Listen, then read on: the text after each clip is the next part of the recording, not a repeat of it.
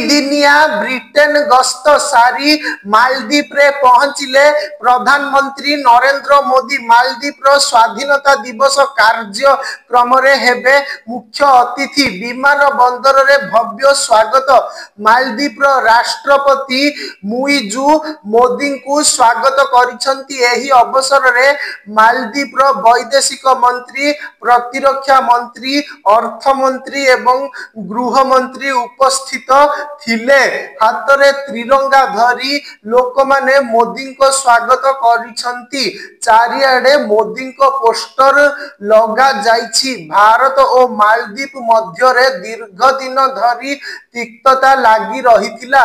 दुई देश मध्य रे संपर्क सुधारिबाकू प्रधानमंत्री नरेंद्र मोदी मुइजुंक निमंत्रण रक्षा करी मालदीप रे पहुंची छंती।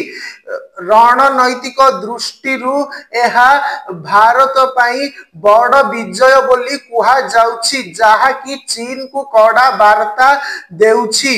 राष्ट्रपति मुइजुंक बहु भारत विरोधी निष्पत्ति सत्वे मोदी संयमता रक्षा करी कुशल रणनीतिर परिचय देइछंती।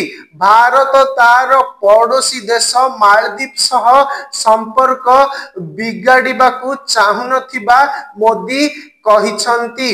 दुई देशर तिक्त संपर्क को नेई चीन लाभ उठाउथिला।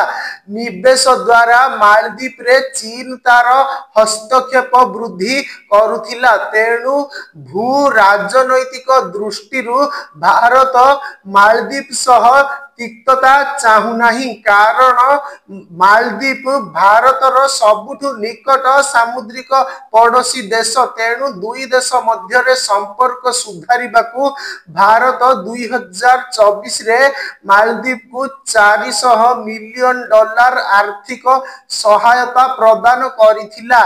बहु प्रोजेक्ट जरिया रे मालदीप रे भित्तिभूमि विकास करिथिला। 2025 जानुआरी रे दुई देशर संपर्क को नेई दिल्ली एवं माले रे बहु उच्च स्तरीय बैठक होइथिला।